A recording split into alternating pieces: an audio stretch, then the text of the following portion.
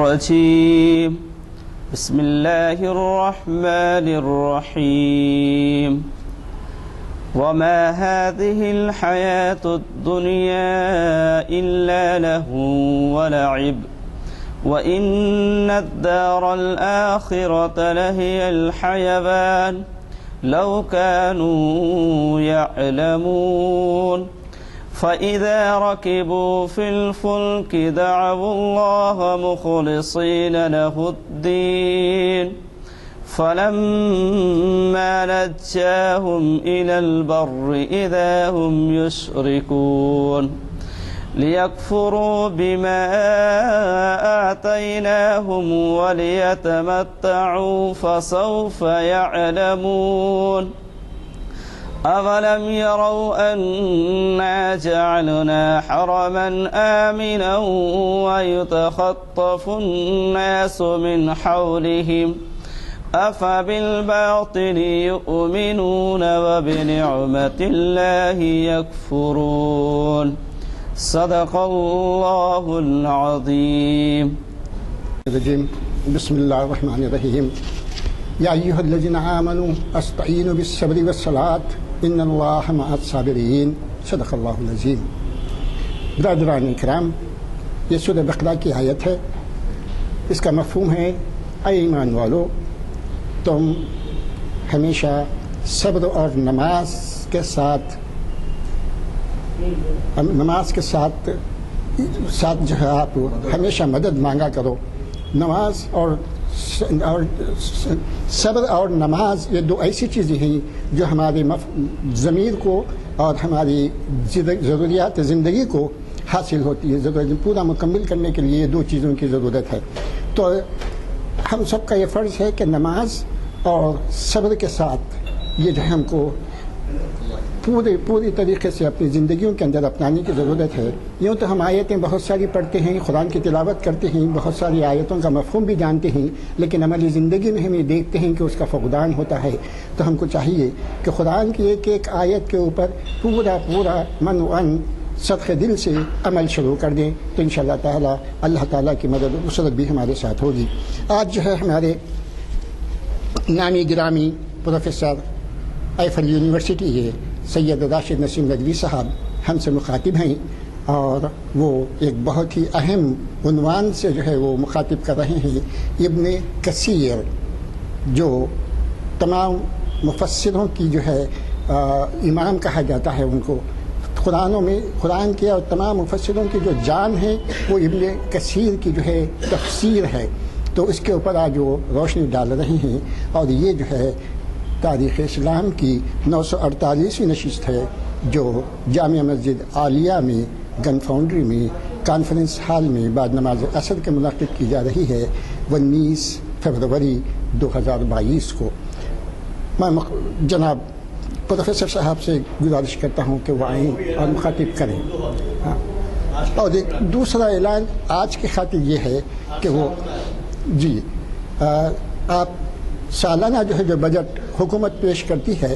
اس کے بارے میں جو ہے تفصیل سے رپورٹ جو ہے جناب مسعود احمد صاحب جو ہے مخاطب کر رہے ہیں اردو ہال حمایت نگر میں شام میں مغرب کی نماز کے بعد 6 بجے کا ان کا ٹائم ہے، لیکن جو ہے آپ مغرب کی نماز پڑھ کے وہاں پہ جا سکتے ہیں یا وہاں پہ نماز مغرب کی پڑھ سکتے ہیں. یہ بہت ہی اہم لیکچر ہے تاکہ آپ جو ہے نا انڈیا اور اس کے فائنانس کے بارے میں بہترین طریقے سے آپ کو معلومات ملیں گی. تو آپ سے گزارش ہے کہ آپ جی ماشاء اللہ سے وہاں پہ بھی ریفریشمنٹ ہوگا، اس کے بعد مغرب کی نماز اور اس کے بعد جو ہے تو آپ لوگوں سے گزارش ہے کہ جو ہے آپ مخاطب کریں. آئیے. الحمد للہ رب العالمین والصلاة والسلام على سید المرسلین وعلى آلہ واصحابہ اجمعین، اما بعد. فقد قال اللہ تبارک وتعالی فی القرآن المجید والفرقان الحمید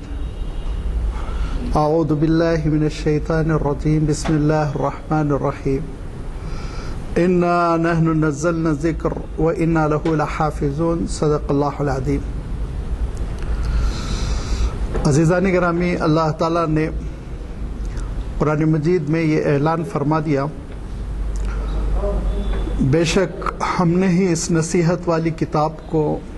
نازل کیا ہے اور ہم ہی اس کے محافظ ہیں۔ اس آیت کا جو تقاضا ہے، جو مفہوم ہے، وہ صرف اتنا نہیں ہے کہ قرآن مجید کے الفاظ، قرآن مجید کے کلمات، اس کے جملوں کی حفاظت ہو جائے، بلکہ اللہ تعالیٰ نے قرآن مجید کے معانوں کی بھی حفاظت فرمائی۔ اللہ تعالیٰ نے قرآن مجید کی جو تشریح، جو تفسیر اللہ کے رسول صلی اللہ علیہ وسلم نے فرمائی تھی، اور جو سب سے مستند تشریح ہے، اس کی بھی حفاظت فرمائی۔ اور قرآن مجید کے تقدس کے صدقے میں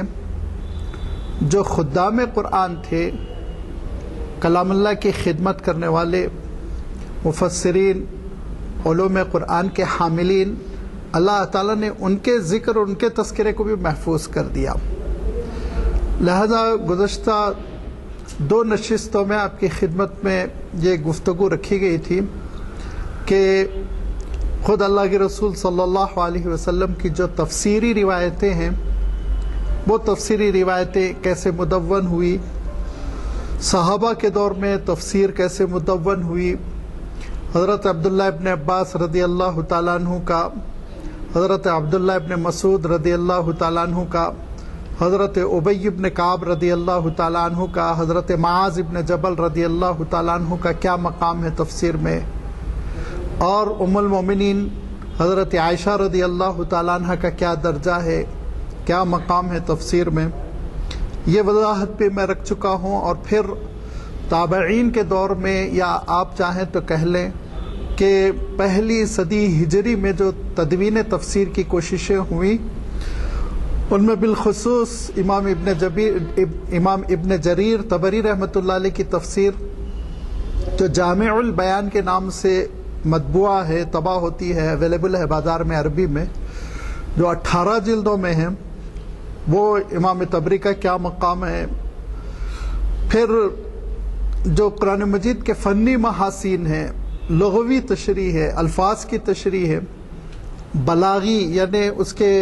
بلاغت کا جو حسن ہے اس کو نمایاں کرنے کا جو مقام تفسیر کشاف کو ہے، جو امام زمخشری نے مدون کی، اس کا بھی تذکرہ کیا تھا میں، اور ایک تیسری تفسیر کا بھی ذکر کیا تھا جو امام فخر الدین رازی رحمۃ اللہ علیہ کی ہے، جس کو تفسیر کبیر کہتے ہیں، کہ جو عقلی مسائل کھڑے ہوتے ہیں، فلسفیانہ کلامی مسائل، ان اعتراضات کا جواب دینا، ذہنوں کو مطمئن کرنا، اس ناحیے سے انتہائی اہمیت کی حامل ہے۔ یہ بالکل ابتدائی زمانے کی تفسیریں ہیں۔ اس کے بعد تفاسیر بہت ساری لکھی گئیں، بہت اہم تفاسیر ہیں، لیکن میں نے امام ابن کثیر رحمۃ اللہ علیہ کا انتخاب اس لیے کیا کہ جیسے ابھی آپ کے سامنے تذکرہ کیا گیا کہ ان کو تقریباً امام المفسرین کا مقام حاصل ہے۔ ان کی تفسیر کو ام التفاسیر کہا گیا ہے۔ ام التفاسیر، جڑ کے معنی ہوتے ہیں، تفاسیر کی گویا وہ جڑ ہے، غیر معمولی اہمیت ہے امام ابن کثیر رحمۃ اللہ علیہ کی تفسیر کی، اور اس کی وجہ کیا ہے انشاءاللہ میں مختصراً بیان کروں گا۔ اس سے پہلے میں یہ بتا دوں کہ امام ابن کثیر رحمۃ اللہ علیہ بھی اللہ کے رسول صلی اللہ علیہ وسلم کے معجزات میں سے ایک معجزہ ہے۔ اللہ کے رسول صلی اللہ علیہ وسلم کی امت میں جو بڑے بڑے ائمہ پیدا ہوئے، اولیاء پیدا ہوئے، اہل اللہ پیدا ہوئے، وہ دراصل اللہ کے رسول صلی اللہ علیہ وسلم ہی کا معجزہ ہے۔ کہ آپ حالات دیکھیں تو ایسا نہیں لگتا ہے کہ اس زمانے میں کسی امام کو پیدا ہونا چاہیے تھا۔ ہلاکو خاں چنگیز خاں کے حملے، جو تاتاریوں کے حملے سے جانے جاتے ہیں، وہ جاری رہے، اور عالم اسلام کو برباد کرتے ہوئے جو خلافت عباسی کا مرکز تھا بغداد، اس کی اینٹ سے اینٹ بجا دینے کے بعد اور دجلہ فرات کو خون سے سرخ کر دینے کے بعد یہ قافلہ قازان جو پوتا ہے ہلاکو خان کا، اس کی سربراہی میں اب ملک شام میں داخل ہوا۔ وہی تباہی، بربادی، ہزاروں لوگوں کا قتل، عورتوں کو باندی بنا لینا، بچوں کو غلام بنا لینا، جو جوان ہیں ان کو قتل کر دینا۔ اسی کیفیت کے ساتھ یہ قافلہ بڑھتے بڑھتے دمشق کے باب الداخلے پر آ کر پہنچ گیا۔ دمشق میں جو گھبراہٹ ہوئی اور جو قلعہ بند کر لیا گیا، اور اس کے بعد جو غلے کی قلت ہوئی، اور اس کے بعد جو کھانے پینے کی چیزوں کی قلت ہوئی، بیماریاں پھیل گئی، اور ہوش ربا قسم کا جو منظر وجود میں آیا، وہ آپ تاریخ اٹھا کر پڑھیے کہ عالم یہ تھا کہ خود امام ابن کثیر رحمۃ اللہ علیہ لکھتے ہیں کہ جامع اموی بہت خوبصورت مسجد ہے، قابل دید مسجد ہے دمشق کی، الحمدللہ میں اس میں نماز پڑھ چکا ہوں، بہت بڑی مسجد ہے، میں سمجھتا ہوں شاید دلی کی جامعہ مسجد سے بھی کہیں لمبی چوڑی ہے وہ۔ امام ابن کثیر لکھتے ہیں جمعہ کے دن صرف ایک صف نماز ہوئی اس مسجد میں، اتنا لوگ گھبرائے ہوئے تھے کہ کب کیا ہونے والا نہیں معلوم۔ اور انہی حالات میں ایک بچہ پیدا ہوتا ہے، اور پھر اس بچے کے ساتھ اللہ تعالیٰ کی آزمائش دیکھیے کہ ابھی وہ 3 سال کا بھی نہیں ہوتا کہ اپنے والد کے سائے عاطفت سے محروم ہو جاتا ہے، یتیم ہو جاتا ہے، اور وہ امام ابن کثیر بنتے ہیں آگے چل کر،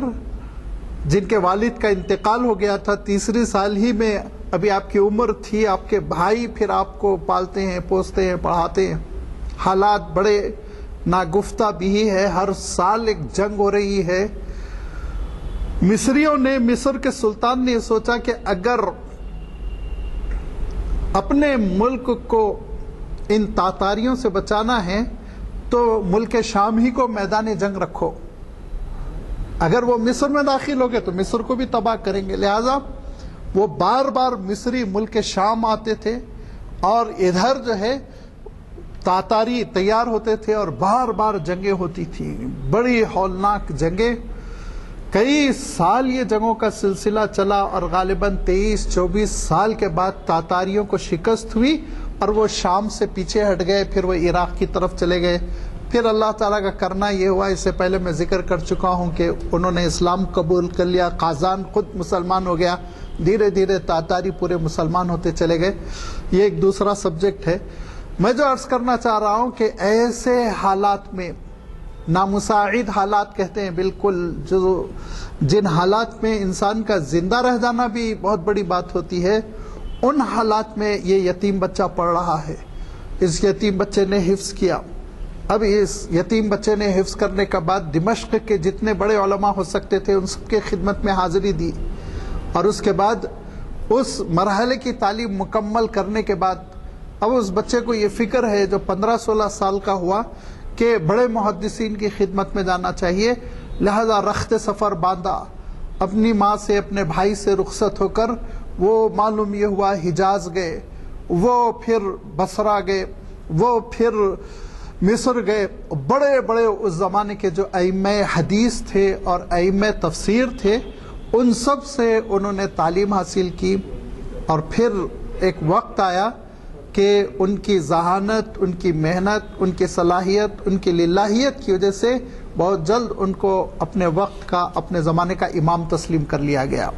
اور دمشق کا جو تاریخی شاہی مدرسہ تھا اس میں وہ حدیث کے استاذ اول کی حیثیت سے، جس کو ہم ہندوستانی اصطلاح میں شیخ الحدیث کہتے ہیں، اس حیثیت سے تدریس کی خدمت انجام دینی شروع کی، اور ان کی شہرت بہت جلد ملک شام سے نکل کر عالم اسلام میں پھیل گئی۔ سینکڑوں طلباء تھے ان سے استفادہ کرنے کے لیے آتے۔ اگر آپ ان کی زندگی پر جو بھی کتابیں لکھی گئی اس میں دیکھیں گے تو ان کے شاگردوں میں ایک ایک امام کا نام دیکھیں گے، بڑے بڑے امام ہیں جو ان کے شاگرد بن رہے ہیں، اور بالاتفاق وہ اپنے زمانے کے سب سے بڑے عالم تسلیم کیے گئے۔ اور تدریس کی خدمت انجام دیتے ہیں، طلباء کو علوم نبوت پہنچاتے ہیں، اس کے ساتھ ساتھ تصنیف میں آپ کی بے شمار کتابیں ہیں، بہت عمدہ کتابیں ہیں، جس میں الباعث الحدیث فی علوم الحدیث بہت مشہور کتاب ہے، علوم حدیث پر آپ کی کتاب ہے، جس میں امام بخاری کی جو کتاب ہے صحیح بخاری جس کو ہم کہتے ہیں اس کی شرح شامل ہے، اور انہی کتابوں میں کئی کتابیں ہیں جو فن حدیث کی ہیں۔ دوسری طرف آپ حیرت کریں گے کہ یہی بزرگ ایک دوسرے ٹاپک پہ لکھتے ہیں، دوسرے سبجیکٹ پہ لکھتے ہیں، اور وہ تاریخ ہے۔ تاریخ پر جب آپ نے قلم اٹھایا تو البدایۃ والنہایۃ کے نام سے کتاب آج بھی بہت مشہور ہے، یہ ریفرنس بک ہے، مصادر میں سے ہے۔ البدایہ والنہایہ امام ابن کثیر رحمۃ اللہ علیہ کی جو 14 جلدوں میں چھپی، ہم لوگوں کے لیے پڑھنا مشکل ہوتا ہے ان ائمہ نے کیسے لکھا۔ 14 جلدوں میں البدایہ والنہایہ حضرت آدم علیہ السلام سے تذکرہ شروع کر اپنی وفات سے 2 سال پہلے تک کے حالات کو انہوں نے قلم بند کیا ہے، یعنی 7ویں صدی ہجری تک کے حالات کو وہ لے آئے۔ 14 جلدوں میں مطبوعہ ہے اور آپ کو لائبریریز میں مل ہی جائے گی وہ، لیکن میں سمجھتا ہوں شاید اس کا ترجمہ اردو میں تو اویلیبل نہیں ہے، لیکن عربی میں بہت اہم کتاب ہے، پڑھنے کے قابل ہے، علوم کا خزانہ ہے۔ اب آپ سوچئے جو ہسٹری، جو تاریخ حضرت آدم علیہ السلام سے شروع ہو اور 6 صدی ہجری تک چلی جائے تو اس میں کیا کیا بحثیں، کیا کیا امور، کیا کیا تاریخ نہیں آ گئی ہوگی۔ بالخصوص جو اللہ کے رسول صلی اللہ علیہ وسلم کی سیرت کا حصہ ہے وہ قابل مطالعہ ہے، پڑھنا چاہیے۔ بہت پیارے انداز میں انہوں نے قلم بند کیا، کیونکہ ابن کثیر وہ جہاں مورخ ہے، عربی میں تذکرہ کروں گا، وہ مفسر بھی بہت بڑے ہیں، وہیں عربی کے ادیب بھی ہیں، بہت سلیقے کی، بہت پیاری سلیس عربی لکھتے ہیں۔ عام طور پر یہ ہوتا ہے جو مورخین ہوتے ہیں، علماء ہوتے ہیں، فقہاء ہوتے ہیں، ان کی ذرا زبان کمزور ہوتی، گنجلک ہوتی ہے یہ، لیکن امام ابن کثیر رحمۃ اللہ علیہ کو یہ امتیاز حاصل ہے کہ انتہائی پیاری عربی لکھتے ہیں۔ لہذا البدایہ والنہایہ انہوں نے تاریخ پر تدوین کی اور تاریخ پر انہوں نے کتاب لکھی، مستند ترین کتاب ہے، معتدل ہے، کسی قسم کا کوئی کسی کی طرف جھکاؤ نہیں، انصاف کے ساتھ وہ تاریخ لکھی گئی۔ اور پھر اس کے ساتھ ساتھ امام ابن کثیر رحمۃ اللہ علیہ نے تفسیر کی جانب توجہ کی اور تفسیر لکھنی شروع کی، تو آپ نے 4 جلدوں میں جو تفسیر تیار کی، وہ تفسیر میں سمجھتا ہوں ہر سال کسی نہ کسی ایک مکتبے سے، عربی مکتبے سے شائع ہوتی ہے، اور اس کا نام ہے تفسیر القرآن العظیم، کوئی اور نام نہیں ہے، مختصراً ہم لوگ کہتے ہیں تفسیر ابن کثیر، تفسیر ابن کثیر، لیکن خود امام صاحب نے جو نام رکھا وہ ہے تفسیر القرآن العظیم، یہ ہے اس کا سرکاری نام، ایتھینٹک۔ اس تفسیر کی خصوصیت کیا ہے؟ اس تفسیر کی خصوصیت نمبر 1، چونکہ خود بہت بڑے محدث ہیں، اسی لیے بہت منتخب روایتیں لاتے ہیں اور بہت جامع روایتیں لاتے ہیں، جس سے آپ کو آیت سمجھنے میں بڑی آسانی ہوگی، بڑی سہولت ہوگی۔ نمبر 1، روایتوں کے انتخاب میں بہت محتاط ہے، محدثانہ احتیاط برتتے ہیں، وہ سب کو تسلیم ہے، اس میں کوئی اختلاف نہیں کرتا۔ نمبر 2، تفسیری لیٹریچر میں جو اسرائیلیات گھسائی تھی، اسرائیلیوں کی روایتیں، انبیاء کے سلسلے میں، تاریخ کے سلسلے میں، مختلف شخصیتوں کے سلسلے میں، وہ بڑا مسئلہ بن جاتی ہیں۔ کبھی کبھی اسرائیلی روایتیں عوام الناس میں سے لوگ پڑھ لیتے ہیں تو وہ قرآن پاک کے سلسلے میں غلط فہمی میں مبتلا ہو جاتے ہیں، قرآن مجید میں ہے سمجھتے ہیں، حالانکہ قرآن پاک میں وہ نہیں رہتا، بلکہ مفسر وہ اسرائیلی روایت کو بیان کر دیتا ہے، ایسا ہوا ہوگا۔ مثلاً یہ اسرائیلی روایت ہے کہ ابلیس جنت میں سانپ بن کر داخل ہوا، یہودیوں کی روایت ہے، بعض ہمارے مسلم اسکالرز نے لے لیا، بیان کر دیا اس کو۔ اسرائیلی روایتوں میں ہے کہ حضرت حوا کے ذریعے سے ابلیس نے حضرت آدم کو بھٹکایا، جس کی وجہ سے اسرائیلی لٹریچر میں، ہمارے اسلامی لٹریچر میں ایسا نہیں ہے، اسرائیلی لٹریچر میں حضرت حوا کو مرید الزام قرار دیا جاتا ہے، اور وہ اس کو کبھی کبھی مسلم اسکالرز بھی قبول کر کے کہتے ہیں کہ عورت کی وجہ سے ہم جنت سے باہر آ گئے، تو یہی عورت ہے جس کی وجہ سے آپ جنت میں داخل ہوں گے۔ اللہ کے رسول صلی اللہ علیہ وسلم نے فرمایا کہ اللہ تعالیٰ جس کو 3 بیٹیاں دے دے اور ان بیٹیوں کی وہ تربیت کر کے نکاح کر دے تو میں اس کی جنت کا ذمہ دار ہوں فرمایا۔ تو ایک صحابی نے کہا اللہ کے رسول مجھے 2 ہی ہیں، تو کہا اللہ تعالیٰ جس کو 2 بیٹیاں دے دے، وہ 2 بیٹیوں کی تربیت کر کر نکاح کر دے، حق ادا کر دے تربیت کا اور نکاح کر دے تو میں اس کی جنت کا ذمہ دار ہوں۔ ایک تیسرا صاحب نے کہا مجھے تو ایک ہی بیٹی ہے۔ اللہ کے رسول صلی اللہ علیہ وسلم رکے نہیں، آپ نے فرمایا اللہ تعالیٰ نے کسی کو ایک ہی بیٹی عطا کی ہو، اس نے اس کی تربیت کی، نکاح کر دیا، نکاح کے بعد وہ بیچاری کی طلاق ہو گئی اور اپنے باپ کے پاس واپس ہو گئی تو اس کے لیے میری جنت کی ضمانت ہے فرمایا صلی اللہ علیہ وسلم نے۔ تو اسلام تو یہ کہتا ہے کہ خواتین ماں کے قدموں تلے جنت ہے، بیٹیوں کے لیے جنت ہے۔ البتہ یہ یہودی لٹریچر ہے کہ حضرت حوا کی وجہ سے ہم لوگ نکل آئے، اور اگر آپ پڑھیں گے اس طرح کی جو تفسیریں ہیں جس میں اسرائیلی روایتیں خوب بیان کی جاتی ہے تو بڑی عجیب غریب قسم کی چیزیں ہیں۔ یہ اسلامی لٹریچر میں جو آ گئی، امام ابن کثیر رحمۃ اللہ علیہ چھانٹ کے پھینک دیتے ہیں، ان کو بتا دیتے ہیں یہ سب غلط باتیں ہیں، رائج ہے، اس کو قبول نہیں کرنا چاہیے، واقعہ نہیں بیان کرتے، صرف اشارہ کرتے ہیں۔ اس ٹائپ کی جو تشریح ملتی ہے وہ اس سے قرآن بری ہے اور اس سے احادیث کا کوئی ثبوت نہیں ہو، اس کو قبول نہ کیا جائے، اس کو چھوڑ دیا جائے، اس طرح کے الحمدللہ وہ تصریحات کرتے ہیں۔ اسرائیلیات سے اجتناب میں امام ابن کثیر رحمۃ اللہ علیہ بہت ممتاز ہے، اور وہاں اسرائیلی روایت قبول کر لیتے ہیں جہاں احادیث صحیحہ سے یا قرآن مجید کے مزاج سے وہ میل کھاتی ہو، ٹکراتی نہ ہو، اس موقع پہ وہ قبول کر لیں گے، لیکن صراحت کر دیں گے کہ یہ کتاب و سنت سے نہیں ہے، تاریخ میں آتا ہے۔ یہ امام ابن کثیر رحمۃ اللہ علیہ کی دوسری خصوصیت ہے۔ تیسری خصوصیت امام ابن کثیر رحمۃ اللہ علیہ کی میں بیان کر چکا ہوں، زبان بہت صاف ستھری ہے، فصاحت ہے ان کی زبان میں، بڑی طلاقت ہے، بڑے اچھے انداز میں وہ کلام کرتے ہیں۔ چوتھی خصوصیت امام ابن کثیر رحمۃ اللہ علیہ کی، وہ جو اہم فقہی مضامین ہے قرآن پاک کے شرعی احکام، بہت اختصار کے ساتھ ان کو بھی بیان کر دیتے ہیں، ان کو بھی لے کر آتے ہیں۔ اور پھر امام ابن کثیر کی جو تفسیر مقبول ہوئی، تفسیر ابن کثیر کے نام سے،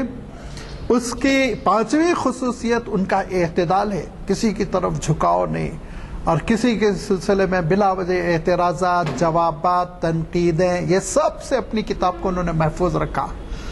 جس کو ہم آج کل کہتے ہیں بالکل سبجیکٹیو اسٹڈی ہے، موضوعاتی مطالعہ جو ہے، سبجیکٹ سے تعلق اس کو بیان کیا جاتا ہے انصاف کے ساتھ، اور معلوم یہ ہوا کہ کسی پر کوئی کسی قسم کی تنقید نہیں۔ چھٹی خصوصیت یہ ہے کہ امام ابن کثیر رحمۃ اللہ علیہ اس بات کا بہت اہتمام کرتے ہیں جو عام طور پر ہماری علمی مجلسوں میں مفقود ہو جاتی ہے بات،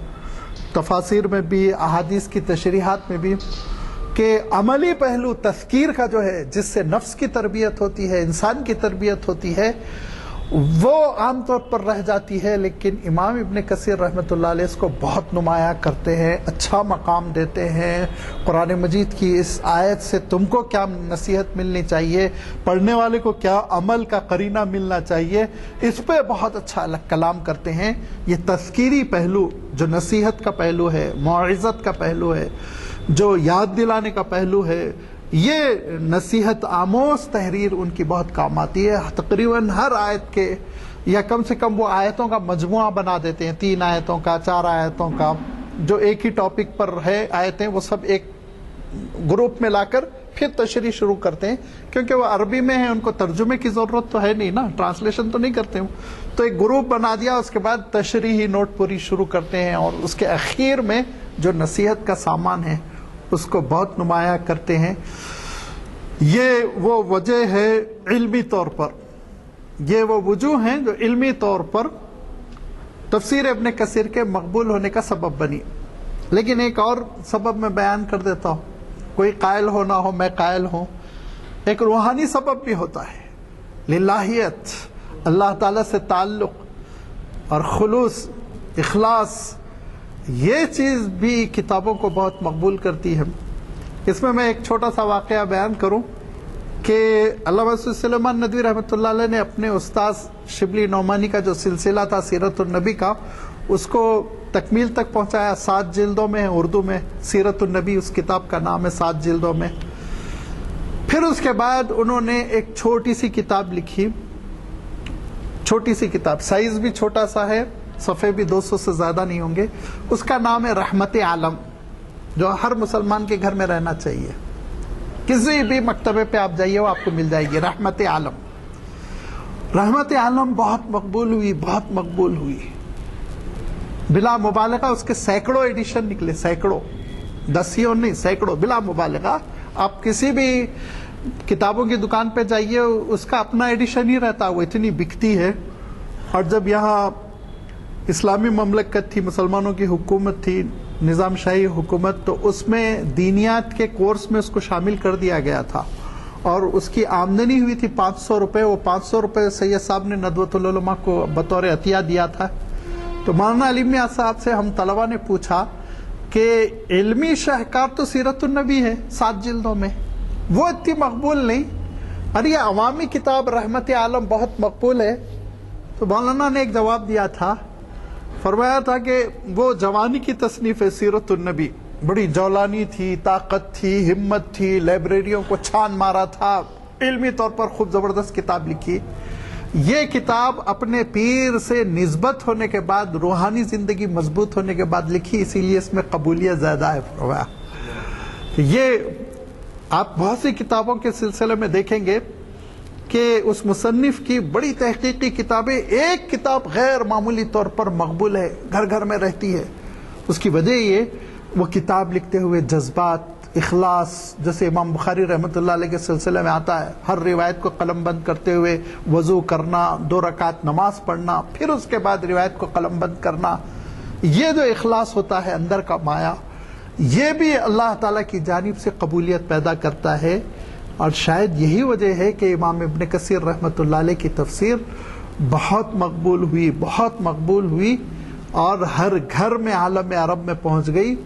اور 4 جلدیں پڑھنے میں لوگوں کو مشکل پیش آنے لگی۔ تو ایک بڑے محدث گزرے احمد محمد شاکر، انہوں نے اس کا ایک اختصار کیا۔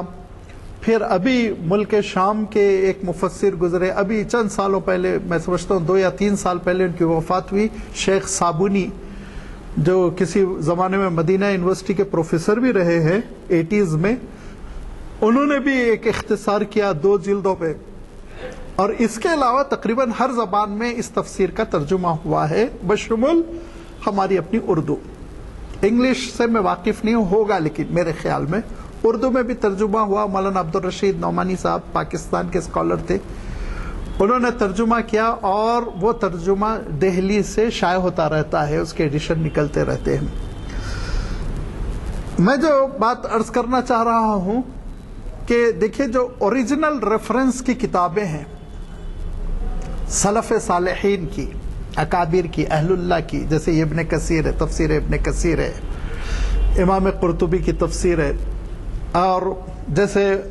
احادیث کے مجموعے ہیں، چاہے وہ امام بخاری کا ہو، امام مسلم کا ہو، امام ترمذی کا ہو، امام نسائی کا ہو، امام ابن ماجہ کا ہو، یا امام مالک کا ہو موطا، اور بھی ایک لسٹ ہے، امام غزالی رحمۃ اللہ علیہ کی احیاء العلوم ہے، شیخ عبد القادر جیلانی رحمۃ اللہ علیہ کی غنیۃ الطالبین ہے، اس پہ بھی میں کبھی گفتگو کروں گا، غیر معمولی کتاب ہے۔ یہ کتابیں جب ہم پڑھتے ہیں نا تو ہم کو اوریجنل علم ملتا ہے، اوریجنل علم۔ یہ گوگل سے جو استفادہ کرتے ہیں ہم، سنی سنائی باتوں سے جو استفادہ کرتے ہیں، وہ سیکنڈ ہینڈ نالج ہے، وہ ایسے ہی ہے جس نے کار خریدی، خوب ادھر ادھر مار مار کے اس کو بالکل خستہ کر دیا، اور اس کے بعد انجن اس کا ناکارہ کر دیا، اور اس کے بعد اس کو ایک مرتبہ اوپر پینٹ کرایا، ڈینٹنگ پینٹنگ کے بعد آپ کو بیچ دیا، اور آپ خوش ہو گئے، بہترین چمکتی ہوئی کار، اندر دیکھو جنازہ نکلا ہوا ہے۔ ایسا ہی ہے یہ جو ہم سیکنڈ ہینڈ سورسز سے جو استفادہ کرتے ہیں، یہ بہت ناقابل اعتبار ہوتے ہیں، کبھی کبھی ان میں بڑی غلطیاں ہوتی ہیں، ملاوٹ ہوتی ہے، ایڈیٹنگ کی غلطیاں ہوتی ہیں، بے شمار چیزیں ہوتی ہیں۔ ہمارا اور آپ کا تعلق ہونا چاہیے ہمارے جو اکابر گزرے، ہمارے جو بڑے اسلاف گزرے ہیں اہل اللہ، ان کی کتابوں سے، کیونکہ بزرگوں نے فرمایا کہ یہ اہل اللہ کی کتابوں کو پڑھنے سے ان کی صحبت میں بیٹھنے کا فائدہ پہنچتا ہے، گویا کہ آپ ان کی صحبت میں ہیں۔ یہ وہ مقبول کتابیں، آپ اندازہ لگائیے جن کتابوں کے 100 ایڈیشن نکل رہے ہیں، 200 ایڈیشن نکل رہے ہیں، صدیوں سے پڑھی جا رہی ہیں اور انشاءاللہ صدیوں تک پڑھی جائیں گی۔ اللہ تعالیٰ نے جو مقبولیت ڈالی ہے اس کا سبب یہی ہے کہ ان کی ایک اس میں اخلاص اور خلوص خالص اللہ کی خوشنودی کے لیے، اور پھر اس کے ساتھ ساتھ تحقیق، جامعیت، اعتدال، یہ ساری چیزیں شامل ہیں جس کی وجہ سے کتابیں بہت مقبول ہیں۔ امام ابن کثیر رحمۃ اللہ علیہ کی تفسیر کا بھی عالم یہی ہے، آپ پڑھتے چلے جائیے، اگرچہ کہ اردو ترجمے میں آپ کو ادبیت تو نہیں ملے گی امام صاحب کی، جو ان کی ادبیت ہے، لازمی بات ہے ادبیت کو نہیں شفٹ کر سکتے نا، لیکن علوم شفٹ ہوئے ہیں تو کم سے کم علوم تو ملیں گے، معلومات تو ملیں گی۔ لہذا میں تو بہت شیدائی ہوں، میں تو پڑھتا ہی ہوں اور میں ہمیشہ عربی تفاسیر پڑھتا ہوں، لہذا امام ابن کثیر کا جیسے میں ایک مقام دیکھ رہا تھا تو آپ اس آیت اور پھر امام صاحب کی تشریح، یہ دونوں چیزوں کا مطالعہ کریں گے تو آپ کو اندازہ ہوگا اسلاف کے علوم کتنے پختہ تھے۔ کنتم خیر امت اخرجت للناس تأمرون بالمعروف تنہون عن المنکر، اکثر و بیشتر ہم یہ آیت سنتے رہتے ہیں۔ اس کی جو شرح کی امام ابن کثیر رحمۃ اللہ علیہ نے 4 پارے میں سورہ آل عمران کی، غالباً یہ آیت نمبر 110 ہے، اس کی تشریح کرتے ہوئے خیر امت پر جو کلام کیا ہے وہ کلام ناقابل بیان ہے، ہر مسلمان کو پڑھنا چاہیے، اس کی دعوتی ذمہ داری اس کو بتائی، اس کی اعتقادی خصوصیت اس کو بتائی، اور قرآن مجید میں اس مضمون کی جتنی آیتیں ہیں ان کو بیان کیا،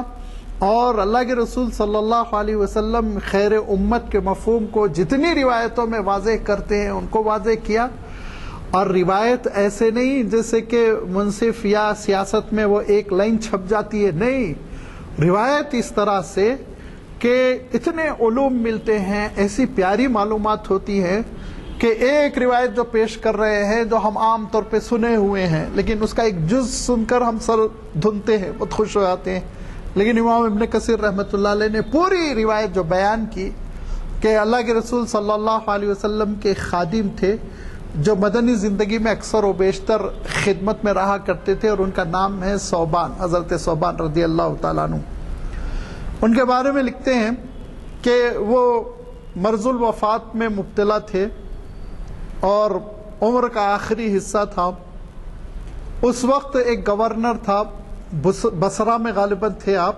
اور وہاں گورنر تھا عبداللہ قرطی نامی کوئی شخص، اور سب عیادت کے لیے آ رہے تھے کیونکہ صحابی رسول ہیں نا، اب یہ دور گزر چکا ہے، صحابہ ختم ہو رہے ہیں دھیرے دھیرے، تو صحابہ رسول کو دیکھنے کے لیے لوگ سفر کرتے تھے، کرنا بھی چاہیے، ہم لوگ بھی ہوتے تو دوڑ دوڑ کے جاتے، لازمی بات ہے۔ تو حضرت ثوبان کی عیادت کے لیے گورنر نہیں آیا، اس کا کوئی ملازم یا دوست، کوئی رشتہ دار وہ آیا، تو کہا کہ یہ عبداللہ قرط کو کیا ہوا، وہ مجھے دیکھنے کے لیے نہیں آتا، کہا بزی ہے، بڑے آدمی ہے بھائی، گورنر ہے۔ تو حضرت ثوبان نے کہا کہ اس سے کہنا کہ اگر حضرت موسیٰ اور حضرت عیسیٰ بھی ہوتے تو اس کو میری عیادت کے لیے بھیجتے۔ کیوں؟ یہ حضرت ثوبان جذبات میں نہیں کہہ رہے ہیں، عیادت ایک نیک کام ہے۔ اللہ کے رسول صلی اللہ علیہ وسلم ارشاد فرماتے ہیں جو اپنے بیمار بھائی کی عیادت کے لیے جاتا ہے، یہ ہم شہری زندگی میں ساری سنتیں بھولے ہوئے ہیں، فرمایا اللہ کے رسول صلی اللہ علیہ وسلم نے جو اپنے ایک بیمار بھائی کے عیادت کے لیے جاتا ہے تو جتنے قدم چل کے جاتا ہے اتنی مرتبہ فرشتہ اس کے لیے دعا کرتا ہے، فرشتے کی دعا ہوتی ہے۔ کئی حدیثیں ہیں جو عیادت کی فضیلت میں وارد ہوئی، اسی لیے حضرت ثوبان نے کہا کہ یہ نبیوں کا پیغام ہے کہ عیادت کی جائے، مطلب یہ حضرت موسیٰ و عیسیٰ ہوتے تب بھی وہ میری عیادت کا تجھ کو حکم دیتے، تو پھر وہ دوڑا دوڑا چلا آیا، تو کہا دیکھو مجھے جو بڑی نعمت ملی نا وہ صحبت رسول ہے، اللہ کے رسول صلی اللہ علیہ وسلم کی صحبت سے بڑھ کے کیا نعمت ہوگی۔ تو میں تم کو ایک واقعہ سناتا ہوں، ایک امانت ہے وہ تم کو پہنچاتا ہوں کہ میں اللہ کے رسول صلی اللہ علیہ وسلم کی خدمت میں تھا، ایک مجلس تھی,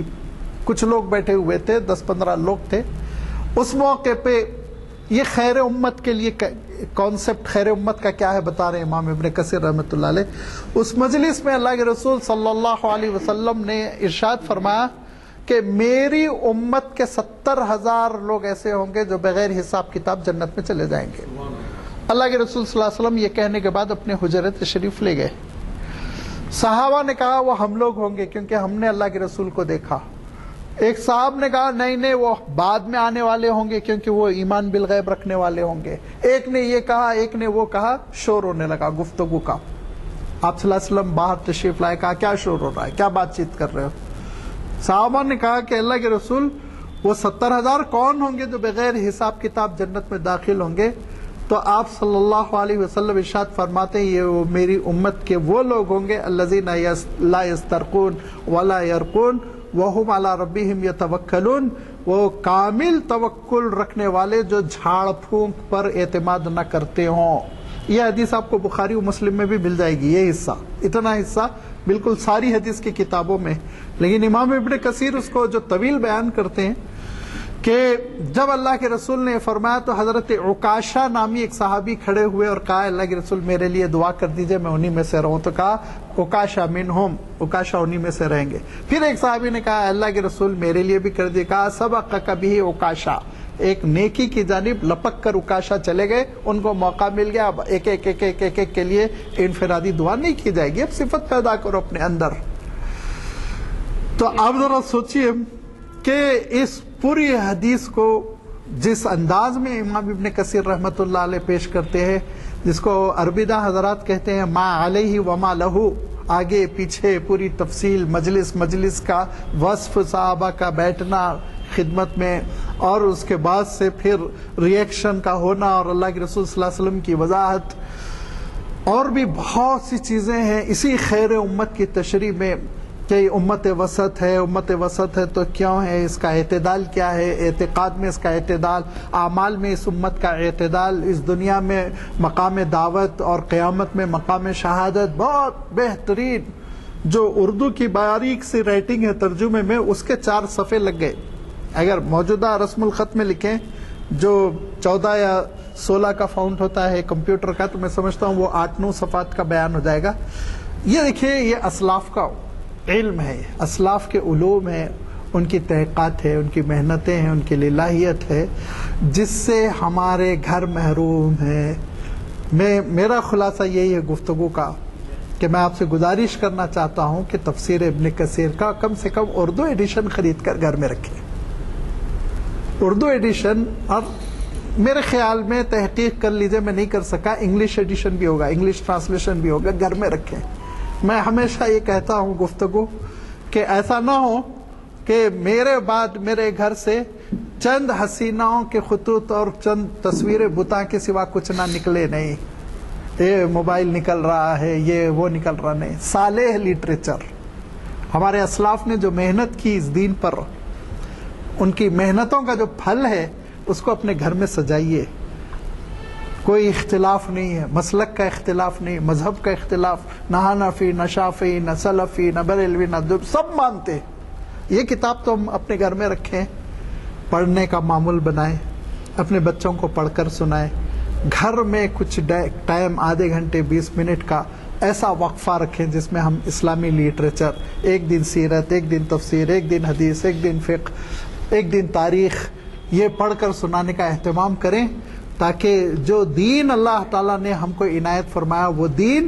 ہماری اگلی نسل تک بھی منتقل ہو, اور ہمارے اکابر کی محنتیں اکارت نہ جائیں, برباد نہ جائیں, اور ان کی خدمتوں کو ہم اپنے گھروں میں محفوظ کریں. اس گزارش کے ساتھ میں گفتگو ختم کرتا ہوں. وآخر دعوانا ان الحمد للہ رب العالمین. فرمائیے. بہت کم ایسا ہوتا ہے کہ الیکٹرک کرنٹ کے فیلئر کی وجہ سے آپ کو سہولت حاصل نہیں ہوئی آج کے مائک کی, لیکن اللہ کے فضل سے مخرج صاحب نے ایسی آواز میں گفتگو کی, اپنا درس دیا کہ ہمیں کوئی دقت محسوس ہوئی. مجھے میرا خیال ہے کہ پیچھے کی بینچز پہ بھی سنائی دے رہا.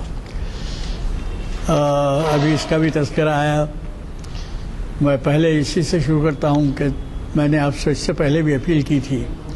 کہ کم از کم ایک نوجوان کو ساتھ لائیے. اب آپ ملاحظہ فرمائیے کہ جتنے لوگ یہاں بیٹھے ہیں ان کے 25 سال سے زائد کی عمر ہے، نوجوان غائب ہیں. خیر یہ ہمیشہ کی میری استدعا رہتی ہے، کوشش کریے. یہ آپ کے سامنے اگر اس کے پرچے ہیں ہاتھ میں تو آپ کو پڑھ کے سنا دوں کہ عصر حاضر کے چیلنجز کا حل، سیرت طیبہ کی روشنی میں شریعت انفارمیشن کی 845 سے نشست ہے. ڈاکٹر محمد متین الدین قادری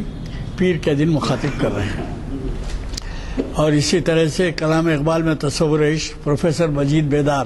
جو یہاں پر کئی مرتبہ مخاطب کر چکے ہیں، ان کا محفل اقبال شناسی کی ایک 64ویں نشست ہے. ضرور تشریف لائیں. اور پھر ایک اہم اعلان، آپ کو یہ پرچہ ملا ہے یا نہیں ملا معلوم نہیں، ہر سال موازنے کے اوپر بھی دیکھیے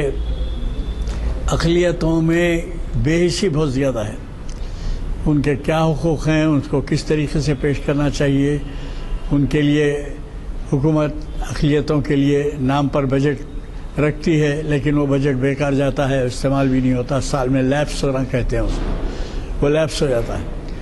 تو ہم ہمیشہ ایک لیکچر رکھتے ہیں اور وہ پروفیسر محمد مسعود احمد ہیں جو اس لیکچر کے اوپر اب آپ سے مخاطب ہوتے ہیں. اور وہ ہے اردو ہال میں. اب یہاں سے چل سکتے ہیں آپ.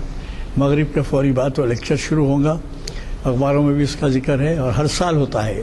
موازنے کے اوپر. لیکن اس کے ساتھ ساتھ وہ بہت کچھ حیدرآباد کی اہم عمارات اور تاریخی عمارات کا تذکرہ بھی کرتے ہیں. میری خواہش ہے کہ آپ حضرات یہاں سے اردو ہال چلیں اور کچھ دیر ریفریشمنٹ کے بعد وہ لیکچر شروع ہو جائے گا. گھنٹہ 1.5 گھنٹے کے لیے وہ لیکچر آپ کا ہوگا. مجھے قوی توقع ہے آج جو کچھ آپ نے سنا اس کے بارے میں کیا کہوں کہ ایسا محسوس ہو رہا تھا کہ دریا ہے کہ بول رہا ہے. اور ان کے عالمانہ خطاب کا یہ عالم ہے کہ بعض وقت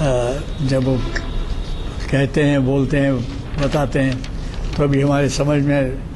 آنے میں کچھ دیر لگتی ہے، لیکن اب بات آگے بڑھ جاتی ہے. بہرحال اللہ کا شکر ہے کہ ہمیں وہ اپنا وقت، قیمتی وقت دیتے ہیں. اور آپ نے دیکھا کہ کئی لوگوں کو معلوم بھی نہیں ہوگا کہ یہی خصوصیات ہے جس کی وجہ سے وہ پریزیڈنٹ کے ایوارڈ یافتہ ہیں. آپ لوگوں میں سے کتنوں کو معلوم ہے یا نہیں معلوم ہے. اللہ کا لاکھ لاکھ شکر ہے. چونکہ وقت ہو چکا ہے، محفل کی برخاستگی کا اعلان کیا جاتا ہے. سبحان اللہ.